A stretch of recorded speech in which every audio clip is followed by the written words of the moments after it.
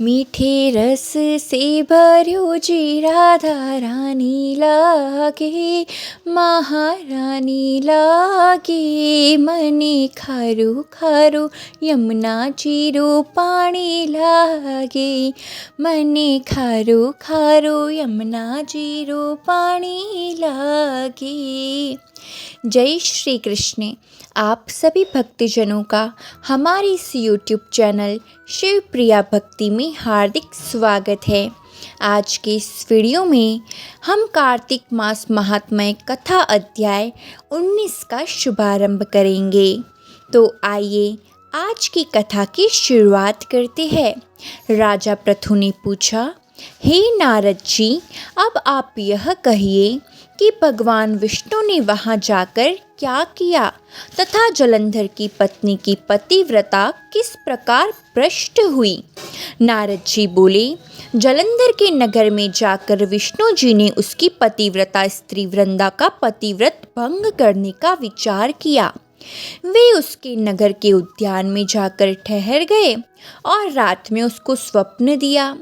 वह भगवान विष्णु की माया और विचित्र कार्य पद्धति थी और उसकी माया द्वारा जब वृंदा ने रात में वह स्वप्न देखा कि उसका पति नग्न होकर सर पर तेल लगाए महिष पर चढ़ा है, वह काले रंग के फूलों की माला पहने हुए तथा उसके चारों हिंसक जीव है, वह सिर मुड़ाए हुए अंधकार में दक्षिण दिशा की ओर जा रहा है। उसने नगर को अपने साथ समुद्र में डूबा हुआ स्वप्न देखा। तत्काल ही वह स्वप्न का विचार करने लगी। इतने में उसने सूर्य देव को उदय होते हुए देखा तो सूर्य में उसे एक छिद्र दिखाई दिया तथा वह कांतिहीन था। इसे उसने अनिष्ट जाना और वह भयभीत हो रोती हुई छज्जे अटारी तथा भूमि कहीं भी शांति को प्राप्त न हुई। फिर अपनी दो सखियों के साथ उपवन में गई, वहां भी उसे शांति नहीं मिली। फिर वह जंगल में निकल गई, वहां उसने सिंह के समान दो भयंकर राक्षसों को देखा, जिससे वह भयभीत होकर भागने लगी। उसी क्षण उसके समक्ष अपने शिष्यों सहित शांत मौनी तपस्वी वहां आ गए। भयभीत वृंद उसके गले में अपना हाथ डाल उसके रक्षा की याचना करने लगी। मुनि ने अपने एक ही हुंकार से उन राक्षसों को भगा दिया। वृंदा को आश्चर्य हुआ तथा वह भय से मुक्त हो मुनिनाथ को हाथ जोड़ प्रणाम करने लगी। फिर उसने मुनि से अपने पति के संबंध में उसके कुशल क्षेम का प्रश्न किया। उसी समय दो वानर मुनि के समक्ष आकर हाथ जोड़कर खड़े हो गए और जो ही मुनि ने भ्रुकुटी संकेत किया त्यों ही वे उड़कर आकाश मार्ग से चले गए।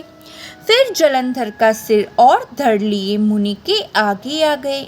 तब अपने पति को मृत हुआ जान वृंदा मूर्छित हो पृथ्वी पर गिर पड़ी और अनेक प्रकार से दारुण विलाप करने लगी। पश्चात उस मुनि से कहा, हे कृपानिधे, आप मेरे इस पति को जीवित कर दीजिए। पतिव्रता दैत्य पत्नी ऐसा कहकर दुखी श्वासों को छोड़कर मुनीश्वर के चरणों पर गिर पड़ी।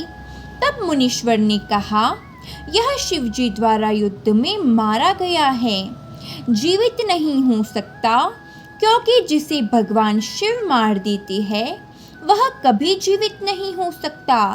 परंतु शरणागत की रक्षा करना सनातन धर्म है, इसी कारण कृपा कर मैं इसे जिलाए देता हूँ। नारद जी ने आगे कहा, वह मुनि साक्षात विष्णु ही थे जिन्होंने यह सब माया फैला रखी थी। वह वृंदा के पति को जीवित करके अंतर ध्यान हो गए। जलंधर ने उठकर वृंदा को आलिंगन किया और उसका मुख चूमा।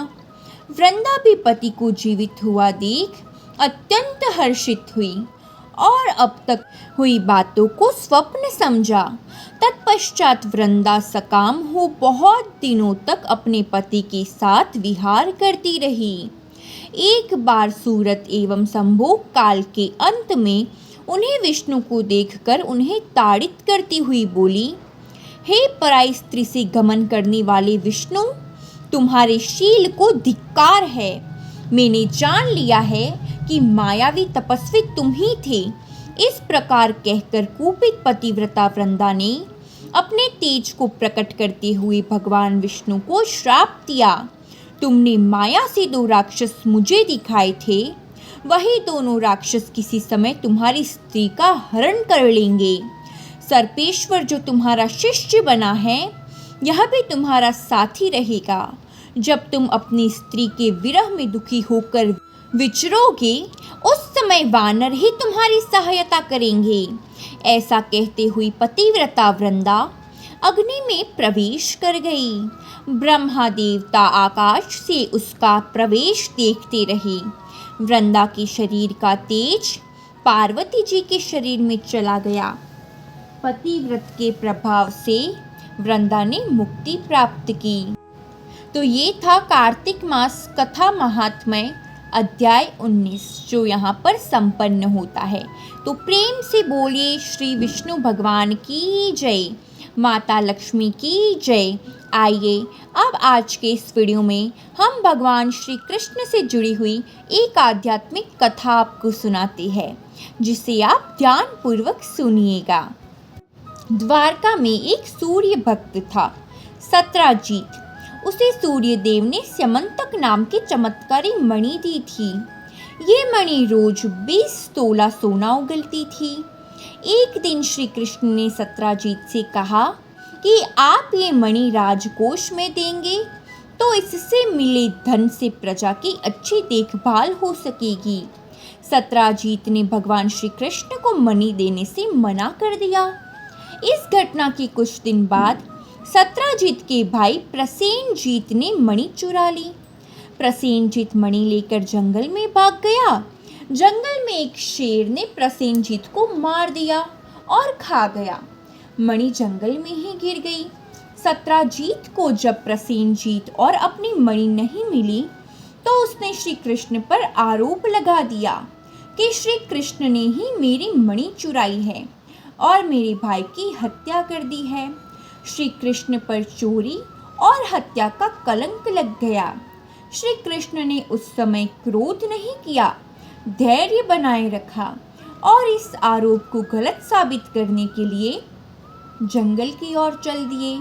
जंगल में श्री कृष्ण को शेर के पैरों के निशान दिखे और उस निशान के पास हड्डियों का ढेर दिखा। श्री कृष्ण समझ गए कि प्रसेनजीत को शेर ने मार दिया है और मणि यहीं कहीं गिर गई है। श्री कृष्ण मणि खोजते हुए एक गुफा में पहुंच गए। गुफा में जामवंत रहते थे। श्री कृष्ण ने मणि मांगी तो जामवंत ने नहीं दी। इसके बाद दोनों का युद्ध हुआ। युद्ध में श्री कृष्ण जीत गए। जामवंत समझ गए कि ये भगवान श्री राम के ही अवतार है। इसके बाद जामवंत ने मणि श्री कृष्ण को दे दी और अपनी पुत्री जामवंती का विवाह भी भगवान के साथ कर दिया। द्वारका लौटकर श्री कृष्ण ने वह मणि जामवंत से लेकर सत्राजीत को दे दी और पूरी सच्चाई बता दी। सत्राजीत को अपनी गलती पर बहुत पछतावा हुआ। तो इस कथा से हमको क्या सीख मिलती है?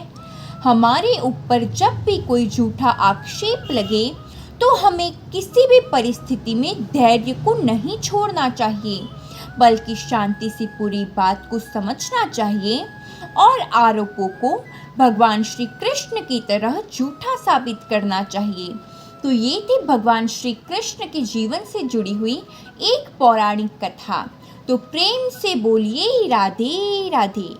आइए अब हम सुनते हैं कार्तिक मास में सुनी जाने वाली तुलसी माता की पौराणिक व्रत कथा।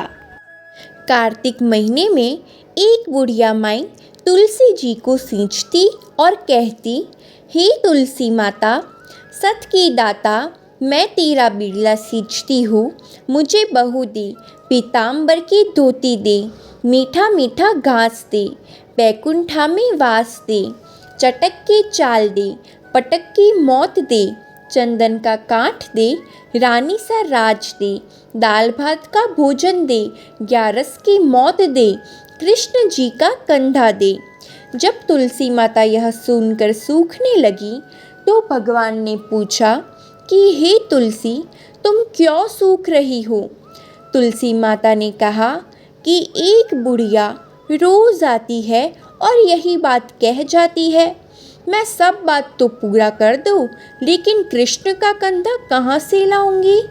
तो भगवान बोले, जब वो मरेगी तो मैं अपने आप कंधा दे आऊँगा। तो बुढ़िया माई से कह देना। जब बुढ़िया माई मर गई, सब लोग आए। जब माई को ले जाने लगे तो वह किसी से न उठी। तब भगवान एक 12 बरस के बालक का रूप धारण करके आए। बालक ने कहा, मैं कान में एक बात कहूँगा तो बुढ़िया माई उठ जाएगी। बालक ने कान में कहा, बुढ़िया माई मन के निकाल ले, पीताम्बर की धोती ले, मीठा मीठा घास ले, बैकुंठा का वास ले, चटक की चाल ले, पटक की मौत ले, कृष्ण जी का कंधा ले। यह सुनकर बुढ़िया माई हल्की हो गई। भगवान ने कंधा दिया और बुढ़िया माई को मुक्ति मिल गई। हे तुलसी माता, जैसे आपने बुढ़िया माई को मुक्ति दिलाई, वैसे सभी को मुक्ति दिलाना। बोलिए श्री तुलसी माता की जय। भगवान श्री हरि की जय। अब जानते हैं तुलसी विवाह से जुड़ी हुई पौराणिक कथा। एक बार शिव ने अपने तेज को समुद्र में फेंक दिया था। उससे एक महातेजस्वी बालक ने जन्म लिया। यह बालक आगे चलकर जालंधर के नाम से पराक्रमी दैत्य राजा बना। इसकी राजधानी का नाम जालंधर नगरी था। दैत्यराज कालनेमी की कन्या वृंदा का विवाह जालंधर से हुआ। जालंधर महाराक्षस था। अपने सत्ता के मद में चूर, उसने माता लक्ष्मी को पाने की कामना से युद्ध किया, परंतु समुद्र से ही उत्पन्न होने के कारण माता लक्ष्मी ने उसे अपने भाई के रूप में स्वीकार किया। वहां से पराजित होकर वह देवी पार्वती को पाने की लालसा से कैलाश पर्वत पर जा पहुंचा। भगवान देवाधिदेव शिव का ही रूप धरकर माता पार्वती के समीप गया, परंतु माँ ने अपने योग बल से उसे तुरंत पहचान लिया तथा वहां से अंतर्ध्यान हो गई। देवी पार्वती ने क्रोध में होकर सारा वृतांत भगवान विष्णु को सुनाया। जालंधर की पत्नी वृंदा अत्यंत पतिव्रता स्त्री थी। उसी के पतिव्रत धर्म की शक्ति से जालंधर न तो मारा जाता था और ना ही पराजित होता था। इसलिए जालंधर का नाश करने के लिए वृंदा के पतिव्रत धर्म को भंग करना बहुत आवश्यक था। इसी कारण भगवान विष्णु ऋषि का वेश धारण कर वन में जा पहुँचे, जहाँ वृंदा अकेली भ्रमण कर रही थी। भगवान के साथ दो मायावी राक्षस भी थे, जिन्हें देखकर वृंदा बहुत भयभीत हो गई। ऋषि ने वृंदा के सामने पल में दोनों को भस्म कर दिया। उनकी शक्ति को देखकर वृंदा ने कैलाश पर्वत पर महादेव के साथ युद्ध कर रहे अपने पति जालंधर के बारे में पूछा। ऋषि ने अपने माया जाल से 2 वानर प्रकट किए। एक वानर के हाथ में जालंधर का सर था और दूसरे के हाथ में धड़। अपने पति की यह दशा देखकर वृंदा मूर्छित होकर गिर पड़ी। होश में आने पर उन्होंने ऋषि रूपी भगवान से विनती की वह उसके पति को जीवित करे। भगवान ने अपनी माया से पुनः जालंधर का सर धड़ से जोड़ दिया, परंतु स्वयं भी वह उसी शरीर में प्रवेश कर गई। वृंदा को इस छल का तनिक भी आभास न हुआ। जालंधर बने भगवान के साथ वृंदा पतिव्रता का व्यवहार करने लगी, जिससे उसका सतीत्व भंग हो गया। ऐसा होते ही वृंदा का पति जालंधर युद्ध में हार गया। इस सारी लीला का जब वृंदा को पता चला तो उसने क्रोध होकर भगवान विष्णु को हृदयहीन शिला होने का श्राप दे दिया। अपने भक्त के श्राप को भगवान विष्णु ने स्वीकार किया और शालिग्राम पत्थर बन गए। सृष्टि के पालनकर्ता के पत्थर बन जाने से ब्रह्मांड में असंतुलन की स्थिति हो गई।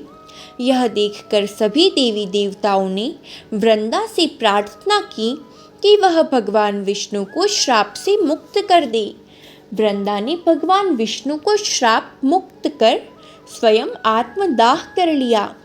जहाँ वृंदा भस्म हुई वहाँ तुलसी का पौधा उगा। भगवान विष्णु ने वृंदा से कहा, हे वृंदा, तुम अपने सतीत्व के कारण मुझे लक्ष्मी से भी अधिक प्रिय हो गई हो। अब तुम तुलसी के रूप में सदा मेरे साथ रहोगी। तब से हर साल कार्तिक महीने के देव उठावनी एकादशी का दिन तुलसी विवाह के रूप में मनाया जाता है। जो भी मनुष्य मेरे शालिग्राम रूप के साथ तुलसी का विवाह करेगा उसे इस लोक और परलोक में विपुल यश प्राप्त होगा। जिस घर में तुलसी होती है वहाँ यम के दूत भी असमय नहीं आ जा सकते। मृत्यु के समय जिसके प्राण मंजरी रहित तुलसी और गंगा जल मुख में रखकर निकल जाते हैं वह पापों से मुक्त होकर वैकुंठ धाम को प्राप्त होता है।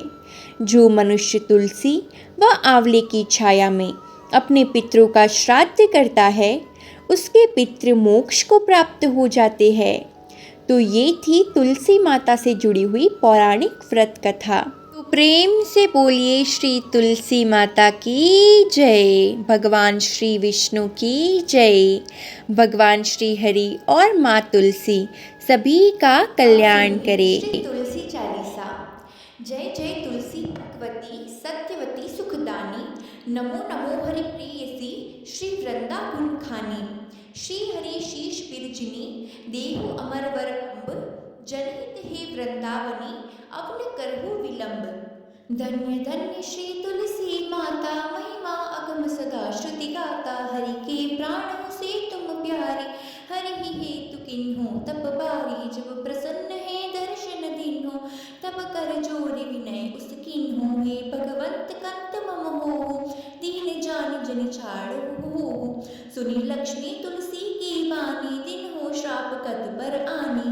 उस अयोग्य वर मांगन हारी, हो विटप तुम जड़ तनु धारी। सुनी तुलसी ही श्रप्यो ते ही ठामा, करहु वास तुम नीचन दामा। दियो वचन हरि तब तत्काला, सुनहु सुमुखी जनी हो बिहाला। समय पाई वो रूपाती तोरा, पूजी हो आस वचन सत मोरा। तब गोकुल महको गोप सुदामा, तासु भई तुलसी धूपामा। कृष्ण रास लीला के माही, राधे शक्य प्रेम लखि नाहि। दियो श्राप तुलसी ही तत्काला, नर लोक ही तुम जन्महु बाला। यो गोप वह दानव राजा, शंखचूड़ नामक शिर ताजा। तुलसी भई तासु की नारी, परम सती गुण रूप अगारी। अस द्वे कल्प बीत जब गयो, कल्प तृतीय जन्म तब भयो। वृंदा नाम भयो तुलसी को, असुर जलंधर नाम पति को। करी अति द्वंद अतुल बलधामा, लिन्हा शंकर से संग्रामा। जब निज सैन्य सहित शिवहारी, मरहिन तब हर हरि ही पुकारी। पतिव्रता वृंदा थी नारी, को न सकी पति ही संहारी। तब जलंधर ही भेष बनाई, वृंदा डिग हरि पहुँचो जाई। शिव हित लही करी कपट प्रसंगा, कियो सतित्व धर्म तो ही भंगा। भयो जलंधर कर संहारा, सुनि उर शोक उपारा। तिहि क्षण दियो कपट हरि टारी, लखि वृंदा दुख गिरा उचारी। जलंधर जस हत्यु अभीता, सोई रावण तस हरि ही सीता। अस प्रसंतर सब हृदय तुम्हारा, धर्म खंडी मम पति सहारा। यही कारण लहि श्राप हमारा, होवे तनु पाषाण तुम्हारा। सुनि हरि तुरत ही वचन उचारो, दियो श्राप बिना विचारो। लख्युन नीच कर तुति पति को, छल न चह्यो जब पार्वती को। जड़मति तुहु अस हो जड़ रूपा, जग मह तुलसी विटप अनूपा। दग्व रूप हम शाली ग्रामा, नदी गंड की बीच लालामा। जो तुलसी दल हम ही चढ़ी है, सब सुख भोगी परम पद पहिए। बिनु तुलसी हरि चलत शरीरा, अतिशय उठत शीश उर पीरा। जो तुलसी दल हरि शिर धारत, सो सहस्र गट अमृत डारत। तुलसी हरि मन रचनी हारी, रोग दोष दुख भंजनी हारी।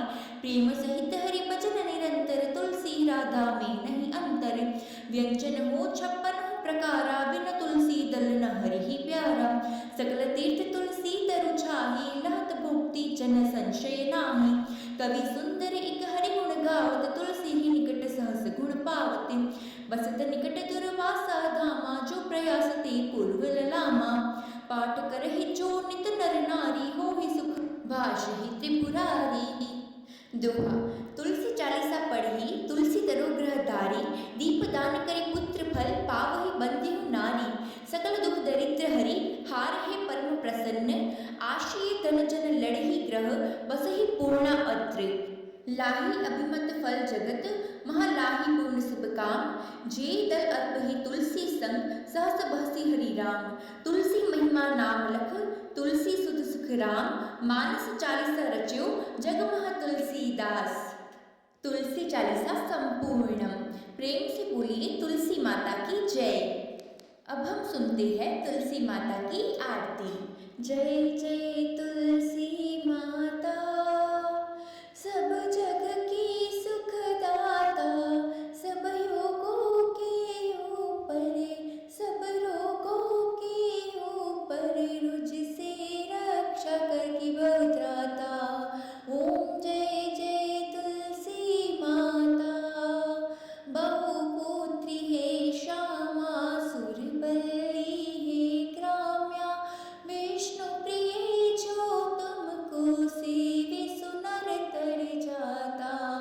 जय जय तुलसी माता, हरि के शीश विराजत, त्रिभुवन से हो वंदित। पतित जनों की तारिणी, तुम हो विख्याता। जय जय तुलसी माता, लेकर जन्म विजन में आई दिव्य भवन में। मानवलोक तुम्हीं से सुख संपत्ति पाता। ओम जय जय तुलसी माता, हरि को तुम अति प्यारी, श्याम वर्ण सुकुमारी। प्रेम अजब है उनका, तुमसे कैसा नाता। ओम जय जय तुलसी माता, हमारे विपद हरो तुम, कृपा करो माता। जय जय तुलसी माता, मैया जय तुलसी माता, मैया जय तुलसी माता। कर्पूर गौरम करुणावतारम, संसार सारम भुजगेन्द्रहारम। सदा वसन्तं हृदयारविन्दे, भवं भवानी सहितं नमामि। मंगलं भगवान् विष्णु, मंगलं गरुडध्वज, मंगलं कुण्डलीकाक्षो, मंगलाय तनोहरि। सर्वमंगलमांगल्ये शिवे सर्वार्थसाधिके, शरण्ये त्र्यंबके गौरी, नारायणी नमोस्तुते, नारायणी नमोस्तुते। तो ये थी आज के वीडियो में संपूर्ण जानकारी। अगर आपको वीडियो अच्छी लगी हो तो वीडियो को लाइक ज़रूर करना और हमारे चैनल को सब्सक्राइब ज़रूर करना, ताकि ऐसी संपूर्ण कथाओं का लाभ आप तक पहुंच सके। जय श्री कृष्ण।